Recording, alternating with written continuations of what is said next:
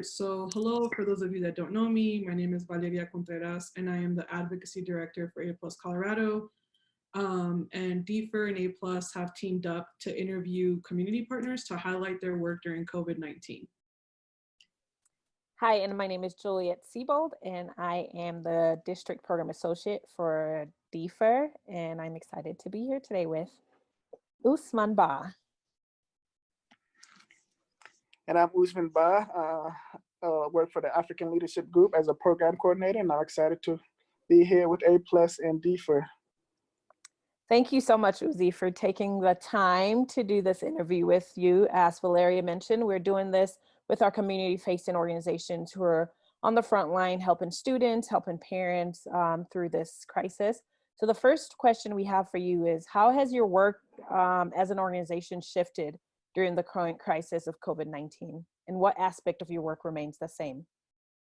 I mean, as terms of just shifting, as a community-facing organization and organization that deals with a human-to-human interaction on a daily basis, it's shifted dramatically right now. Going everything virtual, not having that human-to-human interaction has really had an impact on us. But as you know, you have to adapt to change, and we've adapted well with our organization. We've done everything that we've done before. We still have the same programs running, but now we just moved it virtually, and the community has reacted very well with that and has adjusted as well for themselves to do things virtually. And I think right now it's really just a time for us to come together. I think just doing it virtually, it's really helped us and also helped the community keep communication going.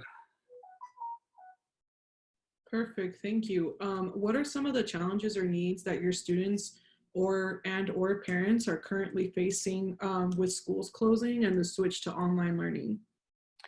There are so many challenges with with the shift to online learning. Man, I could name so many. Just speaking to students is just navigating online classes. This is something new to them. They haven't done this before in the process. It seems like everything just came to them at 100 miles an hour, and they have to adjust to that as students. It's really hard to just adjust to anything in normal pace, but going 100 miles an hour, school districts throwing things at them, and they're having to adjust to this new norm. That's hard for any kid, especially being at home and doing school. And sometimes home could be the most stressful place for a lot of kids. And school was more of their freedom, and just being at home, being able to do work, trying to navigate schoolwork and also navigate the home circumstances for them is really hard. For many of our community members, just the barriers that come with this. A lot of our parents have a language barrier. Communication was not really streamlined properly for many of our families. Some of the languages that was put together or things that were sent out wasn't the best for our families. I mean, and they have to adjust to that.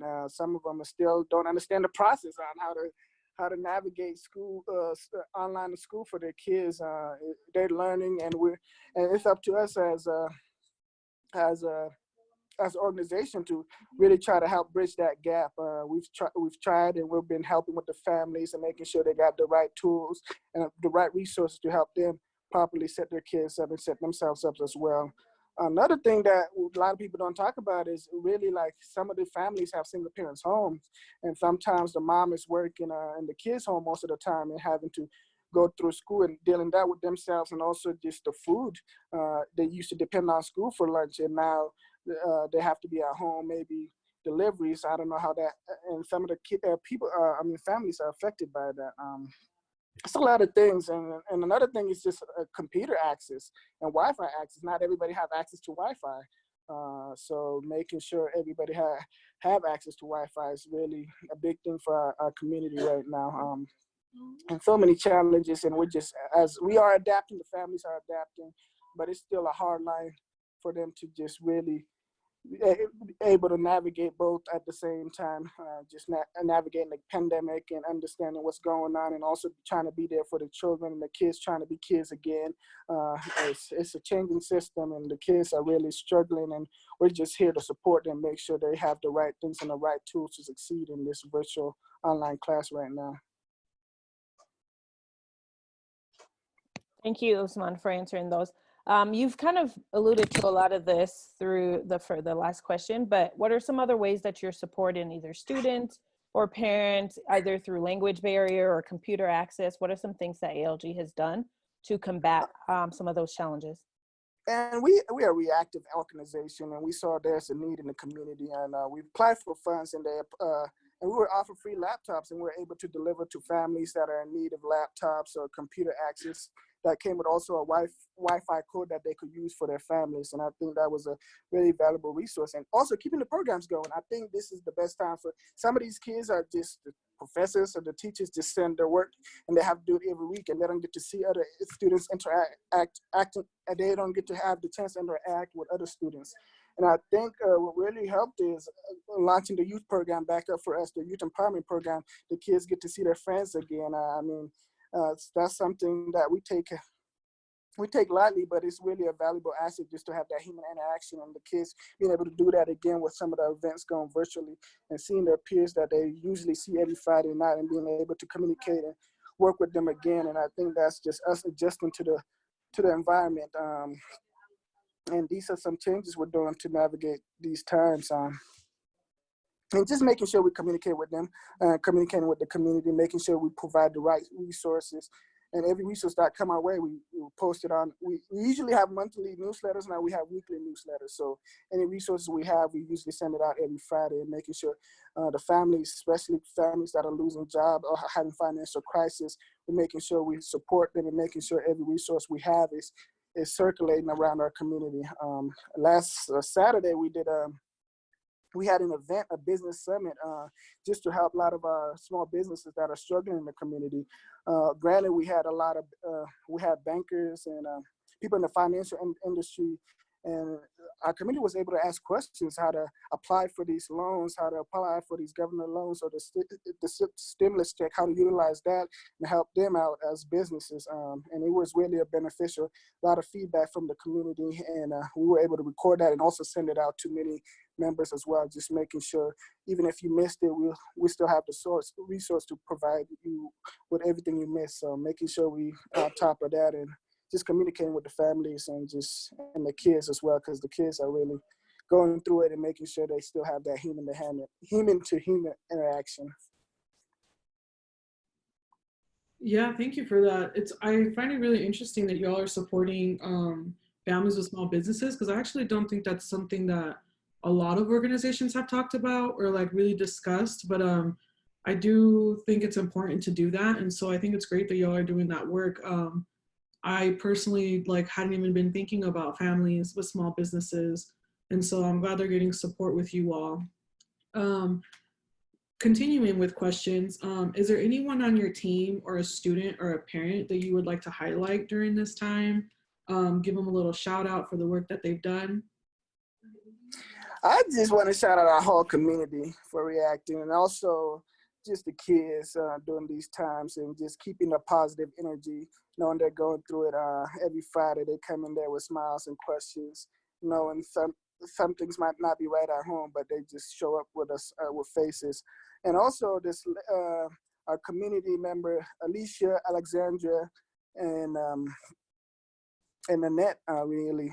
Last week we had a bunch of food delivered to us to send out to families, and then a lot of families were in need, and they were able to just at a random time pick it up, and it was like, we could do this. And they came into the office, picked up the food and delivered it. That was really awesome, just to have human capital to deliver those foods, and I just want to give them a shout out as well.